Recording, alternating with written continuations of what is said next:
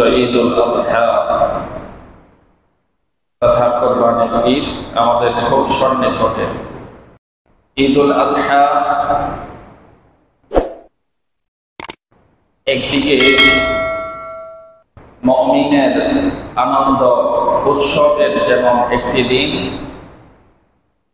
অন্যদিকে এই দিনে আল্লাহ তাআলা সমর্থবান বান্দাদের উপর আল্লাহ তাআলা প্রদত্ত হালাল রিজিক, হালাল পশুকে জবাইয়ের মাধ্যমে আল্লাহ তাআলার প্রতি আনুগত্য প্রকাশের এক অন্যতম সুযোগ, অন্যতম একটি আমল এই দিনে আল্লাহ তাআলা নির্ধারণ করেছেন, অবধারিত করেছেন।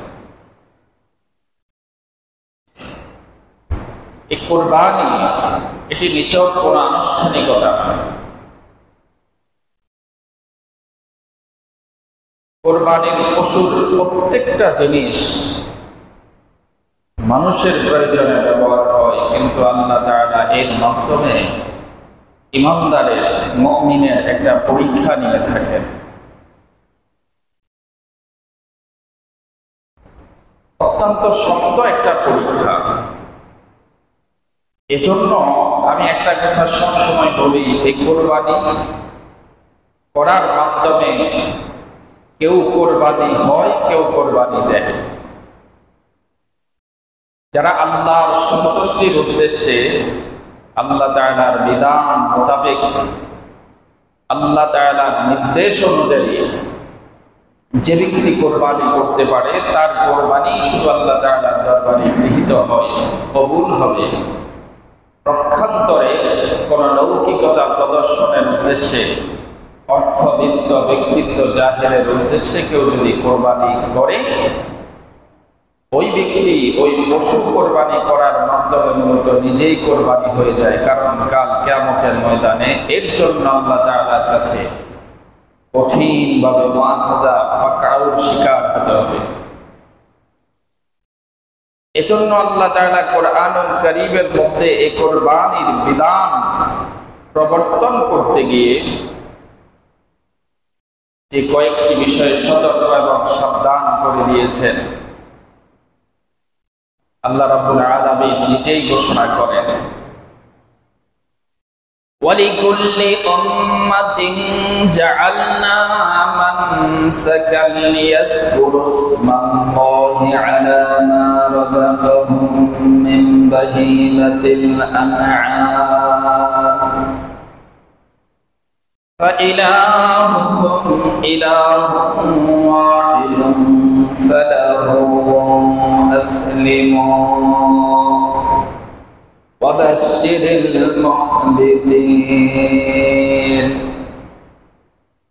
আল্লাহ তাআলা ইরশাদ করেন, ঘোষণা করেন, আমি সকল উম্মতের উপর কোরবানি নির্ধারণ করেছি, অবধারিত করেছি, যাতে করে তারা আল্লাহ দেওয়া পশু জবাই করার মাধ্যমে আল্লাহ তাআলার প্রতি আনুগত্য প্রকাশ করে। ওয়ালিকুল্লি উম্মাতিন জাআলনা মানসাকান, কোরবানিটা আমি কেন সকল উম্মতের উপর নির্ধারণ করেছি? লিয়াযকুরু ইসমাল্লাহি আলা মা রাযাকাহুম মিন বাহীমাতিল আনআম, আল্লাহর দেওয়া চতুষ্পদ জন্তু জবাই করবে। কার নাম দিয়ে? আল্লাহর নাম দিয়ে। আল্লাহর মহত্ব, বড়ত্ব ঘোষণা করার মাধ্যমে আল্লাহর দেওয়া চতুষ্পদ জন্তু জবাই করবে। এই কথা কোন মানুষ দাবি করার সুযোগ আছে? কোন একটা মানুষের পক্ষে একটা পশু তো তৈরি করা, সৃষ্টি করা অনেক পরের কথা। একটা পিঁপড়া বানানোর মতো ক্ষমতা কি পৃথিবীর কোন মানুষের আছে? যে পশু, যে গরু, যে মহিষ, যেটাই আমরা জবাই করি, সেটা আল্লাহর প্রদত্ত পশু, আল্লাহর প্রদত্ত জীবিকা। সেটা জবাই করার মাধ্যমে আল্লাহর দেওয়া পশু জবাই করবে, আল্লাহর বড়ত্ব, মহত্ব ঘোষণা করার মাধ্যমে, আল্লাহর নাম উচ্চারণ করার মাধ্যমে। এরপর আল্লাহ তাআলা সতর্ক করে দিচ্ছেন, সাবধান করে দিচ্ছেন, আল্লাহর নাম নেওয়ার ঘোষণা দেওয়ার পাশাপাশি নির্দেশনার পাশাপাশি আল্লাহ তাআলা এই সাবধানতা এই সতর্কতা জারি করে দিয়েছেন, ফাইলাহুকুম ইলাহুন ওয়াহিদ, সাবধান, তোমাদের রব, তোমাদের ইলাহ, তোমাদের আল্লাহ, তিনি তো একমাত্র আল্লাহ, তার কোনো অংশীদার নাই, শরীক নাই। অতএব কোরবানি পশু জবাই করার মাধ্যমে দুনিয়ার কোন মানুষ, দুনিয়ার কোন ইচ্ছা, দুনিয়ার কোন উদ্দেশ্য যাতে এর সাথে সম্পৃক্ত না হয়, এজন্য আল্লাহ তাআলা সতর্ক করে দিয়ে বলছেন, ইলাহুকুম ইলাহুন ওয়াহিদ, তোমার রব, তোমার লালনকর্তা, তোমার আল্লাহ একমাত্র আল্লাহ। তার দেওয়া পশু জবাই করবে তার নামে, সেটা যেন দুনিয়াবি কোনো উদ্দেশ্যের সাথে সম্পৃক্ত না হয়। সর্বশেষ আল্লাহ তাআলা বলেন, ওয়াবাশশিরিল মুখবিতিন, আল্লাহর হুকুম পালনের ক্ষেত্রে, আল্লাহর বিধান মান্য করার ক্ষেত্রে যে যত বেশি আনুগত্যের পরিচয় দিবে, আল্লাহ তাআলার কাছে যে যত বেশি নিজেকে সমর্পণ করবে, নিবেদিত করবে, তার জন্য আল্লাহ তাআলার পক্ষ থেকে তত বড় সুসংবাদ রয়েছে বলে সুবহানাল্লাহ। অতএব কোরবানির প্রত্যেকটা উদ্দেশ্য জবাই করতে হবে আল্লাহর সন্তুষ্টির উদ্দেশ্যে, আল্লাহর নামে। দুনিয়ার কোন মানুষের দৃষ্টি আকর্ষণ, সন্তুষ্টি কিংবা নিজের কোন বড়ত্ব, ব্যক্তিত্ব, নিজের ক্ষমতা, এগুলো জাহির করার উদ্দেশ্যে কোরবানি হওয়া যাবে না।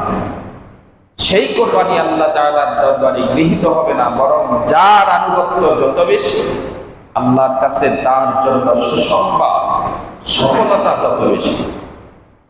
সম্মানিত হাজিরিন, এজন্য কোরবানির অংশীদার থেকে শুরু করে পশু জবাই করা, পশু ক্রয় করা, সকল ক্ষেত্রে খুব সাবধানতা, সতর্কতা অবলম্বন করা জরুরি।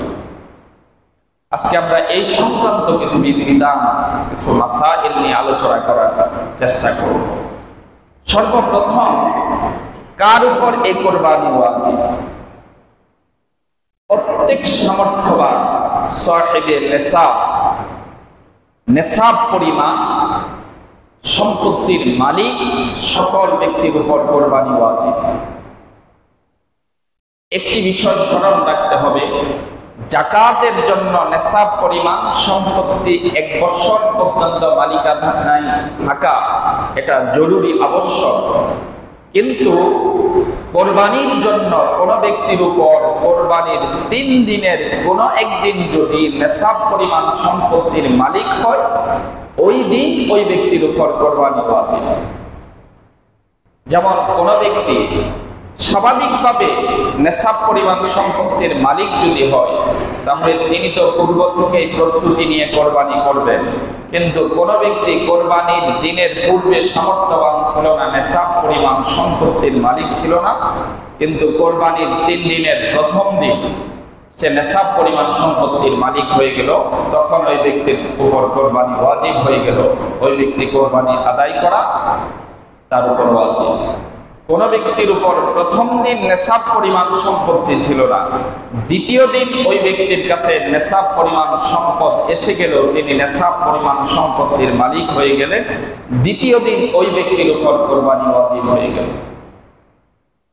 কোন ব্যক্তির উপর প্রথম, দ্বিতীয় 2 দিনের কোনদিন নেসাব পরিমাণ সম্পদের মালিক ছিলেন না, ওই পরিমাণ সম্পদ ছিল না, কিন্তু তৃতীয় দিন যদি ওই ব্যক্তির উপর নেসাব পরিমাণ সম্পদ ওই ব্যক্তির হস্তগত হয়ে যায়, হাতে এসে যায়, তৃতীয় দিন ওই ব্যক্তির উপর কোরবানি ওয়াজিব হয়ে যাবে। কথা বুঝে আসছে? তাহলে কোরবানি ওয়াজিব হওয়ার জন্য নেসাব পরিমাণ সম্পদের মালিক এটা 1 বছর কোন সময়ের সাথে সম্পৃক্ত নয়, বরং কোরবানির 3 দিনের যে কোনো একদিন যদি সামর্থ্যবান হয়ে যায়, নেসাব পরিমাণ সম্পদের মালিক হয়ে যায়, ওই ব্যক্তির উপর কোরবানি ওয়াজিব।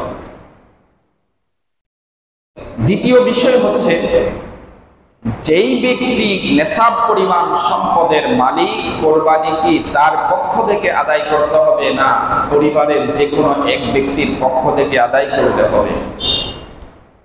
এই সমস্যাটি আমাদের সমাজে খুব ভালোভাবে বিদ্যমান। আমাদের সমাজে দেখা যায় এক ফ্যামিলিতে সন্তান নেশাব পরিমাণ সম্পদের মালিক, কিন্তু সন্তানের পক্ষ থেকে কোরবানি আদায় না করে পিতা কিংবা মাতার পক্ষ থেকে কোরবানি আদায় করা হয়, এক্ষেত্রে কারো পক্ষ থেকে কোরবানি আদায় হবে না। আমার নামাজ কি আমার বাবা আদায় করলে নামাজ আদায় হবে? আমার নামাজ যদি আমার সন্তান পড়ে আদায় হবে? নামাজ যেমন প্রত্যেক ব্যক্তির উপর ফরজ, নামাজ যেমন ওয়াজিব, নামাজ প্রত্যেক ব্যক্তির উপর ওয়াজিব, রোজা যেমন প্রত্যেক ব্যক্তির উপর ফরজ, তেমনি ভাবে কোরবানির সামর্থ্যবান সক্ষম প্রত্যেক ব্যক্তির উপর ওয়াজিব। এজন্য একই পরিবারে যদি 5 জনের উপর কোরবানি ওয়াজিব হয়, তাহলে 5 জনের পক্ষ থেকে কোরবানি আদায় করতে হবে। কোনো কারণে যদি স্বামীর কাছে নেশাব পরিমাণ সম্পত্তি নাই, কিন্তু স্ত্রীর কাছে নেশাব পরিমাণ সম্পত্তি আছে, কিভাবে? ওনার কাছে মোহরের টাকা আছে, কিংবা তিনি পৈতৃক সম্পত্তি পাওয়ার কারণে তার কাছে নেশাব পরিমাণ সম্পত্তির মালিক, কিন্তু স্বামীর কাছে সেই পরিমাণ অর্থ নাই, তাহলে স্ত্রীর উপর কোরবানি ওয়াজিব, স্ত্রীর পক্ষ থেকে কোরবানি আদায় করতে হবে। সেক্ষেত্রে স্ত্রী যদি স্বামীর পক্ষ থেকে কোরবানি আদায় করে, সেই কোরবানি কারোই পক্ষ থেকে আদায় হবে না। মূল কথা হলো, যার কাছে নেশাব পরিমাণ সম্পত্তি আছে ওই ব্যক্তির পক্ষ থেকে কোরবানি আদায় করতে হবে। বুঝে আসছে? যেই হোক, সন্তান হোক, পিতা হোক, মাতা হোক, স্বামী হোক, স্ত্রী হোক, যার কাছে সামর্থ্য আছে নেশাব পরিমাণ সম্পদের যিনি মালিক, সাহিবে নেশাব যিনি, তার পক্ষ থেকে কোরবানি আদায় করতে হবে। এক ফ্যামিলিতে পিতারও নেশাব পরিমাণ সম্পদ আছে, মাতারও আছে, 2 জন কিংবা 3 জন 4 জন ছেলে, প্রত্যেকের নেশাব পরিমাণ সম্পদের মালিক, সকলের পক্ষ থেকে কোরবানি আদায় করতে হবে। এজন্য একটি বিষয় সতর্ক থাকতে হবে, অনেক ক্ষেত্রে বাবা মার সন্তুষ্টি কামনার জন্য সামর্থ্যবান ছেলেরা নিজের পক্ষ থেকে কোরবানি না দিয়ে বাবা মার পক্ষ থেকে কোরবানি দেয়। কিছু বাবা মা আছে অবুঝ, সামর্থ্য আছে ছেলের, বাবার কাছে নেশাব পরিমাণ সম্পদ নাই, কিন্তু বাবার নামে যদি কোরবানি না দেয় তাহলে বাবা কোরবানির গোশত খাবে না, রাগ করে। ইবাদতের ক্ষেত্রে, আল্লাহর হুকুম আদায়ের ক্ষেত্রে যদি আপনি এই প্রতিবন্ধকতা তৈরি করেন, সন্তানকে যদি প্রভাবিত করেন বাবা কিংবা মায়ের নামে কোরবানি দেওয়ার জন্য, তাহলে কোরবানি আদায় তো হবেই না, বাবা মা চরম গুনাহগার হবে। এটা তো আপনার খুশির বিষয়, আপনার সামর্থ্য নাই, আপনার ছেলের সামর্থ্য আছে, আপনি খুশি, কিন্তু এখানে আপনার রাগঢাক করার, অভিমান করার, ছেলেকে বাধ্য করার, আপনার নামে কোরবানি দেওয়া, কার বিধান আপনি অমান্য করলেন, এই কাজ কখনো পিতামাতা করবেন না, অনুরোধ। এটা যার যার উপর ওয়াজিব। যাই হোক, দ্বিতীয় বিষয় হলো কোরবানির অংশীদার। কার সাথে আমরা কোরবানির অংশীদার হতে পারব? সবচেয়ে উত্তম হচ্ছে এককভাবে কোরবানি দেওয়া, আর বর্তমান সমাজে এটা অনেক বেশি জরুরি। যেমন ফাতোয়ায়ে শামীর মধ্যে এসেছে, আশ-শাতু আফদালু মিন সাবইল বাকারাতি ইযা সাওয়িয়ান ফিল গীবাতি ওয়াল লাহমি। 7 ভাগের 1 ভাগ গরু কিংবা মহিষের মধ্যে 7 ভাগের 1 ভাগ অংশীদার হওয়ার চেয়েও বকরি কিংবা খাসি, সেটা যদি গরুর 1 অংশের সমপরিমাণ দামের দিক থেকে, গোশতের দিক থেকে সমপরিমাণ হয়, তাহলে খাসি, বকরি এগুলা দিয়ে কোরবানি করা উত্তম। আর আমাদের বর্তমান প্রেক্ষাপটে এই বিষয়টি অত্যন্ত জরুরি, কারণ যেহেতু কোরবানি এটা আল্লাহ তাআলার পক্ষ থেকে নির্দেশিত একটি ইবাদত, এবং এখানে আল্লাহ তাআলার সন্তুষ্টি কামনা উদ্দেশ্য, এজন্য কোরবানি করার পূর্বে অবশ্যই যাচাই করতে হবে আপনার অংশীদারগুলো কেমন, তাদের উপার্জন কি, তাদের উদ্দেশ্য কি। আপনার উপার্জন বৈধ কিন্তু আপনি কোরবানি দিলেন এমন ব্যক্তিদের সাথে যাদের উপার্জন অবৈধ। সুস্পষ্টভাবে যদি জানা যায় তার ধারে কাছে তো যাওয়া যাবে না। কোনো সন্দেহ যদি থাকে যা সে অবৈধ উপার্জনের সাথে সম্পৃক্ত হওয়ার যদি কোনো সন্দেহ থাকে, ওই ব্যক্তির সাথে কোরবানি দেওয়া যাবে না। এর কারণ হচ্ছে কি, কোরবানি দেওয়ার উদ্দেশ্য হচ্ছে তাকওয়া অর্জন করা। আর তাকওয়ার একটা সংজ্ঞা হচ্ছে ফামানিত্তাকা মিনাল মুশাব্বাহাতি ইস্তাবরাআ লিদীনিহি ওয়া ইরদিহি। সন্দেহপূর্ণ বিষয় থেকে বেঁচে থাকার নামই হচ্ছে তাকওয়া। এজন্য কোন ব্যক্তি যদি সুস্পষ্টভাবে হারামের সাথে সম্পৃক্ত থাকে, ওই ব্যক্তির সাথে কোরবানির অংশীদার হওয়া তো প্রশ্নেই আসে না। সন্দেহ যদি থাকে, আপনি হালাল উপার্জনকারী কিন্তু আপনি যার সাথে অংশীদার হওয়ার চিন্তা করতেছেন সে হারামের সাথে সম্পৃক্ত হওয়ার সন্দেহ আপনার মনে হয়, তাহলে ওই ব্যক্তির সাথে কোরবানির অংশীদার হওয়া যাবে না। আবার হারামখোর যদি মিলে যায় তাইলে তো আর কোনো কথা নাই, সেটা তাদের বিষয়। এজন্য একাকী কোরবানি করা সবচেয়ে ভালো। আপনার উপার্জন যদি হারাম হয় আপনি নিজে মরলেন, আপনারটা যদি হালাল হয় তাহলে আপনি বেঁচে গেলেন। হোক সেটা একই পরিবারের মধ্যে, ভাই ভাইয়ের মধ্যে, আপনি হালাল উপার্জন করেন, আপনার আরেক ভাই হারামের সাথে, সুদ ঘুষের সাথে জড়িত, অবৈধ উপার্জনের সাথে জড়িত, আপনি কৌশলে তার থেকে বের হয়ে আসবেন, হিকমতের সাথে কথা বলবেন যে আমি এবার গরু দিয়ে কোরবানি দিব না, ছাগল কিংবা বকরি দিয়ে কোরবানি দিব। কোরবানি তো আপনার গোশত খাওয়া উদ্দেশ্য নয়, অনেক বড় পশু কোরবানি দেওয়া, এটা কি উদ্দেশ্য? এটাই যদি উদ্দেশ্য হয় তাহলে আপনার এই কোরবানি দেওয়ার তো কোনো ফজিলত নাই। আপনি কৌশলে বের হয়ে আসবেন। আপনার উদ্দেশ্য যদি আল্লাহর সন্তুষ্টি কামনা থাকে তাহলে যে কোনো মূল্যে আপনি হারাম থেকে বেঁচে থাকতে হবে, হারাম অংশীদারদের থেকে বেঁচে থাকতে হবে। ফতোয়া আলমগীরির মধ্যে এসেছে অংশীদারদের কোন ব্যক্তির মধ্যে যদি এমন শুধু নিছক গোশত খাওয়া উদ্দেশ্য থাকে, কেউ যদি 7 জন 5 জন অংশীদারের মধ্যে কোন ব্যক্তি যদি এই চিন্তা করে যে জি জামাই হয়েছে, ছেলে বিয়ে করাইছে, মেয়ে বিয়ে দিছে, আত্মীয় স্বজন আছে, যদি কোরবানি না দেয় তাহলে লোকে কি বলবে, আত্মীয় স্বজনের কাছে মুখটা কি বাঁচে, ওই সমস্ত ব্যক্তির সাথেও যদি কেউ কোরবানি দেয় কারো কোরবানি আদায় করে না। এজন্য সর্বোত্তম হচ্ছে একাকী কোরবানি দেওয়া।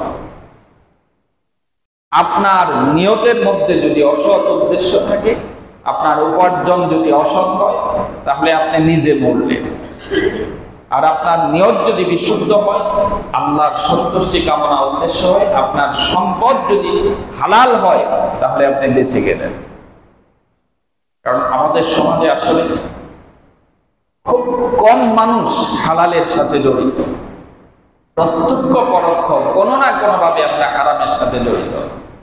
এজন্য এক্ষেত্রে অংশীদার হওয়ার ক্ষেত্রে খুব সাবধানতা আমাদেরকে অবলম্বন করতে হবে। তৃতীয় বিষয় হচ্ছে কোন পশু, কি ধরনের পশু দ্বারা আমরা কোরবানি করব, কি ধরনের পশু দ্বারা কোরবানি থেকে বিরত করা থেকে বিরত থাকব। প্রথমত 3 ধরনের পশু দ্বারা কোরবানি দেওয়া যায়: উট, গরু, মহিষ, দুম্বা, ভেড়া, বকরি। এটা উট দিয়ে যদি কেউ কোরবানি দেয় তাহলে কমপক্ষে উটের বয়স 5 বছর হতে হবে। আমাদের দেশে শোডাউনের জন্য উট দিয়ে যে কোরবানি দেয়, অধিকাংশ ক্ষেত্রে ওই কোরবানি আদায় হবে না, কারণ 5 বছর বয়সের উট আমাদের দেশে আসার সম্ভাবনা খুবই কম। উটের দাম ওই 5 বছর বয়সের একটা প্রাপ্তবয়স্ক উটের দাম অনেক বেশি। আমাদের দেশে যে সমস্ত উট আসে এগুলা 2-2.5 বছরের উটের বাচ্চা।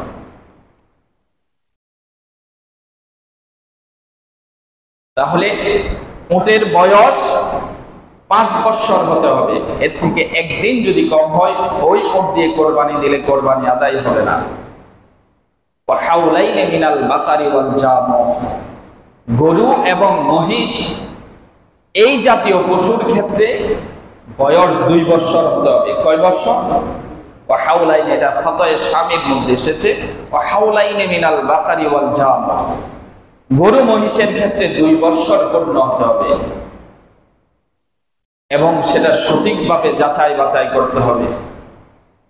বয়স নির্ণয়কারী যে সমস্ত ব্যক্তিরা অভিজ্ঞ, তাদের মাধ্যমে বয়স নির্ণয় করতে হবে। দাঁত দেখে, এটা সেটা দেখে বয়স নির্ণয় করা যাবে না।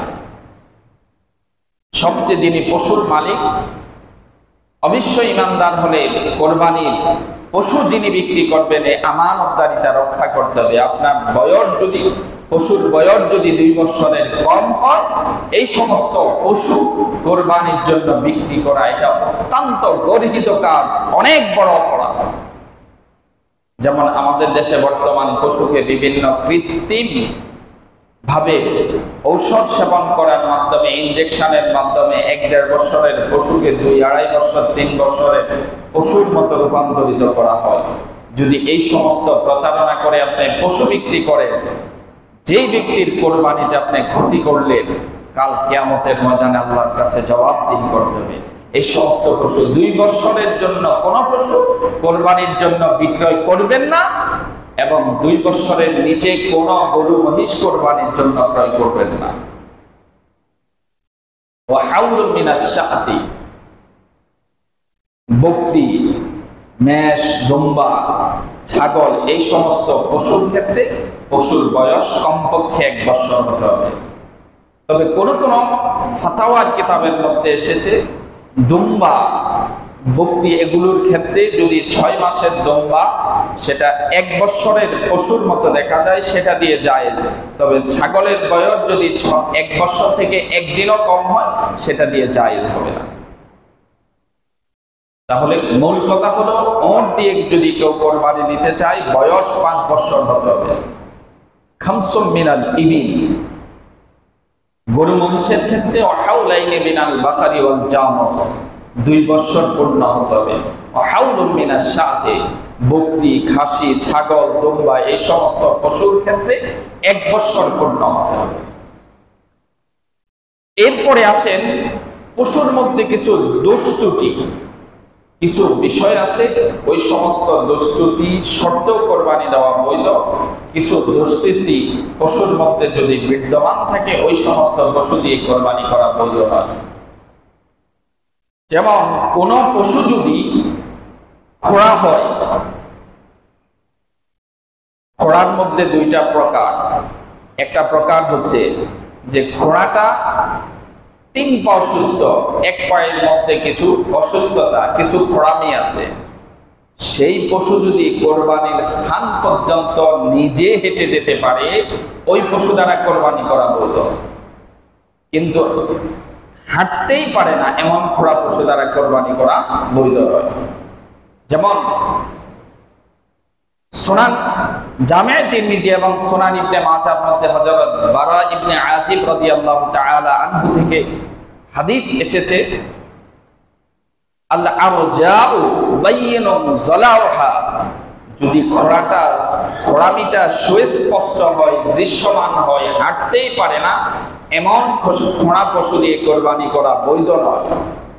আলী রাদিয়াল্লাহু তাআলা আনহু থেকে হাদিস এসেছে, আলী রাদিয়াল্লাহু তাআলা আনহুকে প্রশ্ন করা হয়েছে, উলতুফাল আরজা ক্বালা ইযা বালাগাতিল মানসিক। আলী রাদিয়াল্লাহু তাআলা আনহুকে হুযাইয়া নামক এক ব্যক্তি প্রশ্ন করেছেন যে কোরবানির পশু যদি খোঁড়া হয়, আলী রাদিয়াল্লাহু তাআলা আনহু জবাব দিয়েছেন, সেই পশু যদি কোরবানির স্থান পর্যন্ত নিজে হেঁটে পৌঁছতে পারে, ওই পশু দ্বারা কোরবানি করা হবে। এরপর কোরবানির পশুর মধ্যে যদি অন্ধ হয়, অন্ধ পশু দিয়ে কোরবানি করা বৈধ নয়। আল্লাহ রাসূল 2টা বিষয়, কোরবানির পশুর ক্ষেত্রে 2টা বিষয় খুব সাবধান এবং সতর্কতার সাথে লক্ষ্য করার জন্য নির্দেশ দিয়েছেন। আলী রাদিয়াল্লাহু তাআলা আনহু ইরশাদ করেন, উমিরানা আও আমারানা রাসূলুল্লাহ সাল্লাল্লাহু আলাইহি ওয়াসাল্লাম আন নাস্তাশরিফাল আইনাইনি ওয়াল উযনাইন, যে তোমরা কোরবানির পশু ক্রয় করার ক্ষেত্রে কোরবানির পশুর কান এবং চোখ এই দুইটা জিনিস ভালো করে খেয়াল করবে। কানের ক্ষেত্রে কোরবানির পশুর কান যদি জন্মগতভাবে ছোট হয় সেই পশু দ্বারা কোরবানি করা বৈধ, কিন্তু জন্মগতভাবে কান যদি একদম না থাকে কিংবা 1/3 বেশি যদি কান কিংবা লেজ কাটা থাকে ওই পশু দিয়ে কোরবানি করা বৈধ নয়। কিন্তু জন্মগতভাবে ছোট হলেও কিংবা 1/3 কম যদি কাটা থাকে সেই কোরবানি পশু দ্বারা কোরবানি করা জায়েজ, কিন্তু অন্ধ পশু দ্বারা কোরবানি করা কি নয়, জায়েজ নয়। তেমনি ভাবে পশুর অবস্থা যদি এমন কৃষকায় হয়ে যায় যে একদম শুকায় কাঠ হয়ে গেছে, হাড়ের মজ্জা পর্যন্ত শুকিয়ে গেছে, এমন শুকনা পশু দ্বারাও কোরবানি করা বৈধ নয়। এমন পশু দ্বারা কোরবানি করা যাবে না। বিল মারিদাতি বাইয়িনুম মারাদুহা, এমন অসুস্থতা গায়ের মধ্যে একদম চর্মরোগে পুরা শরীর নষ্ট হয়ে গেছে, শরীর পশুর দেহের চামড়াটা বিকৃত হয়ে গেছে, এমন সুস্পষ্ট যদি হয়, দৃশ্যমান রোগ যদি হয়, সে পশু দ্বারাও কোরবানি করা বৈধ নয়। একটি বিষয় খেয়াল রাখতে হবে, এই যে মাসআলাগুলো বললাম, কান 1/3 কম কাটা যাওয়া কিংবা জন্মগতভাবে ছোট হওয়া, লেজ 1/3 কম কাটা যাওয়া, গরুর পশুর খোঁড়া হওয়া, এই সমস্ত ক্ষেত্রে এগুলো হচ্ছে কিছু কিছু ক্ষেত্রে জায়েজ। তবে কোরবানি করার ক্ষেত্রে আপনি জায়েজের দিকে না হেঁটে সর্বোত্তম কোনটা সেই পথে হাঁটতে হবে। কথা বুঝে আসছে? একটা বিষয় হচ্ছে জায়েজ, আরেকটা হচ্ছে উত্তম। যেমন কেউ যদি শুধুমাত্র নাভি থেকে হাঁটু পর্যন্ত ঢাকনা দিয়ে নামাজ পড়ে, নামাজ হবে, কারণ পুরুষের সতর্ক বাইনা সুররাতে ওয়ার রকবা, পুরুষের সতর্ক সতর ঢাকা পর্দা করা পুরুষের জন্য ফরজ হচ্ছে বাইনা সুররাতে ওয়ার রকবা, নাভি থেকে হাঁটু পর্যন্ত। কথা বুঝে আসছে? এজন্য নাভি থেকে হাঁটু পর্যন্ত কোন ব্যক্তি যদি ঢাকনা দিয়ে নামাজ পড়ে, নামাজ জায়েজ। এটা কি জায়েজ। আর লিবাসুত তাকওয়া, তাকওয়ার পোশাক পরিধান করে নামাজ পড়া, এটা হচ্ছে উত্তম। কথা বুঝে আসছে? একটা হচ্ছে জায়েজ, আরেকটা হচ্ছে উত্তম। তাহলে আপনি কোন পথে হাঁটবেন? জায়েজের পথে হাঁটলে ঝুঁকির সম্ভাবনা আছে, আপনি সর্বোত্তম। আর কোরবানির উদ্দেশ্য যেহেতু আল্লাহর সন্তুষ্টি কামনা করা, সেখানে আপনি জায়েজের বিষয়গুলো খোঁজাখুঁজি না করে, একটা হচ্ছে উসরে মাকুল, আপনার একটা পশু কোরবানির নিয়তে ক্রয় করছেন, এখন পশুর মধ্যে একটা ত্রুটি দেখা দিয়েছে, কোনো কারণে খোঁড়া, আরেকটা কেনার সামর্থ্য নাই, সেক্ষেত্রে আপনি জায়েজের পথে হাঁটবেন। আপনার সামর্থ্য আছে কিংবা কোরবানির পশু বাহির থেকে ক্রয় করে কোরবানি করবেন, সেক্ষেত্রে এই সমস্ত জায়েজের পথে হাঁটা বৈধ নয়, উচিত নয়। সর্বোত্তম যেটা, আহসান যেটা, সেই পথে হাঁটা আমাদের উচিত। আরেকটি বিষয়, অনেক সময় কোরবানির পশু ক্রয় করার পর পেটের মধ্যে বাচ্চা হয় না? আমি মাসআলা বলে দিচ্ছি, সেটা ভালো লাগা না লাগা অনেকের অপছন্দ হতে পারে। পশুর পেটে বাচ্চা পাইলে এই পশুর গোশত খাওয়া অনেকের কাছে খুব অপছন্দ, এটা সহ্যই করতে পারে না। কিন্তু শরীয়তের ক্ষেত্রে কোনো অবৈধ নাই। যেমন আলী রাদিয়াল্লাহু তাআলা আনহুকে প্রশ্ন করা হয়েছে, ফাইন ওয়ালাদাত, কোরবানির পশুর পেটের মধ্যে যদি বাচ্চা থাকে অথবা জবাই করার পর যদি বাচ্চা পাওয়া যায়, তাহলে সেক্ষেত্রে বিধান কি? আলী রাদিয়াল্লাহু তাআলা আনহু জবাব দিয়েছেন, ইজবাহ ওয়ালাদাহা মাআহা, সেটারও পশুর সাথে জবাই করে দিতে হবে। এটা বৈধ, অবৈধের কিচ্ছু নাই। এই হাদিসকে, আরো অনেকগুলো হাদিসকে সামনে রেখে ফাতওয়ায়ে শামীর মধ্যে অনেকগুলো বিষয় উল্লেখ করেছেন, আরো সবিস্তারে আলোচনা করেছেন। যেমন ফাতওয়ায়ে শামীর মধ্যে এসেছে, ওয়ালাদাতিল উদহিয়াতু ওয়ালাদান, কোরবানির পশু ক্রয় করার পর যদি বাচ্চা জন্ম দেয়, বাচ্চা প্রসব করে, ক্রয় করার পরে কোরবানির আগে কি করছে অথবা কোরবানিতে বাচ্চা প্রসব করছে, সেক্ষেত্রে বিধান কি? ইসবা ওয়ালাদাহা, উলামায়ে কেরাম একদলের মত হচ্ছে জবাই করে দিতে হবে। ওয়া ইনদা বা'দিহিম ইয়াতাসাদ্দাকু বিহি হাইয়া, আবার কেউ বলছে যদি এটা জীবিত রাখা যায় তাহলে জীবিত সদকা করে দিবে, এটা দোষের কিছু নয়। এখন কোরবানির পশু জবাই করার পর ফাইন খরাজা মিন বাতনিহা, জবাই করার পর যদি পেটের মধ্যে বাচ্চা পাওয়া যায় তাহলে সেক্ষেত্রে বিধান কি? সেক্ষেত্রে বিধান দুইটা। ফাল আম্মাতু আন্নাহু ইফআলু বিহি মা ইফআলু বিল উম, সেক্ষেত্রে বিধান হচ্ছে সকল উলামায়ে কেরামের সম্মিলিত সিদ্ধান্ত হচ্ছে পশুর যে অবস্থা, পশুর বাচ্চারও সে অবস্থা, অর্থাৎ জবাই করে দিবে, জবাই করে দিয়ে সেটা সকলের মাঝে বন্টন করে দিতে হবে। কিন্তু কেউ যদি রেখে দিতে চায় কোরবানির পশুর বাচ্চা তাহলে সেক্ষেত্রে বিধান কি? ফাইন লাম ইয়াসবাহু হাত্তা মাদাত আইয়ামুন নাহার, কোরবানির পশুর বাচ্চা জবাই করলো না, পেটে বাচ্চা পাওয়া গেছে অথবা আগেই বাচ্চা জন্ম দিয়েছে, সেক্ষেত্রে বাচ্চাটা কি করবে? ওই বাচ্চাটা সদকা করে দিতে হবে। সেটা যদি আপনার হাত থেকে হারিয়ে যায় তাও সদকা, তার মূল্য আপনাকে সদকা করতে হবে। যদি জবাই করে খান তাও আপনি সদকা করতে হবে। আর সেটা রেখে যদি দেন, আপনি যদি লালন পালন করেন রেখে দেন, ওই পশু দিয়ে ওই ব্যক্তি আর কখনো কোরবানি করতে পারবে না। কথা বুঝে আসছে? অতএব আপনার অপছন্দ অরুচি সেটা ভিন্ন বিষয়, কিন্তু পশুর পেটে বাচ্চা যদি পাওয়া যায় এতে কোরবানির কোনো ক্ষতি হবে না। আপনি চাইলে সেটা খেতে পারেন, সদকা করে দিতে পারেন, লালন পালন করে সদকা করে দিতে হবে, কিন্তু নিজের জন্য কখনো ওই বাচ্চা দিয়ে কোরবানি করা যাবে না। যাই হোক, আল্লাহ তাআলা যেন এই বিষয়গুলো কেন আলোচনা করলাম, কোরবানি যেহেতু আমি প্রথমে বলেছি কোরবানি করার মাধ্যমে কোন ব্যক্তি আল্লাহর সন্তুষ্টি কামনা করে, কোন ব্যক্তি কোরবানি দেওয়ার মাধ্যমে নিজে কোরবানি হয়ে যায়, কাল কিয়ামতের ময়দানে আল্লাহর দরবারে আসামি হয়ে দাঁড়াবে। যদি কোরবানির উদ্দেশ্য কোন প্রদর্শনী হয়, মানুষের দৃষ্টি আকর্ষণ করা হয়, অর্থ বিত্ত এগুলোকে ক্ষমতাকে জাহির করা উদ্দেশ্য হয়, তাহলে কাল কিয়ামতের ময়দানে ওই পশু আপনার নামে হত্যা মামলা দায়ের করবে আল্লাহর দরবারে। আল্লাহ তাআলা আমাদেরকে সম্পূর্ণ আমাদের নিয়তকে বিশুদ্ধ করে ইখলাসের সাথে আল্লাহর সন্তুষ্টির উদ্দেশ্যে কোরবানি করার তৌফিক দান করুন। এবং কোরবানির অংশীদার যাচাইয়ের ক্ষেত্রে খুব সাবধানতা। যদি আপনি মনে করেন যে কোনো অবস্থাতেই সেটা বাছাই করা যাচাই করা সম্ভব নয়, একাকী কোরবানি দিবে, কিন্তু কোনো হারাম উপার্জনকারী ব্যক্তির সাথে, অশুদ্ধ নিয়ত যার, ওই সমস্ত ব্যক্তির সাথে কোরবানি দিয়ে আপনার কষ্টের কোরবানি, আপনার বিশুদ্ধ নিয়তের কোরবানিটাকে নষ্ট করবেন না। আল্লাহ তাআলা আমাদেরকে হেফাজত করুন, আল্লাহর বিধান অনুযায়ী কোরবানি করার তৌফিক দান করুন। আসসালামু আলাইকুম ওয়া রাহমাতুল্লাহি ওয়া বারাকাতুহু।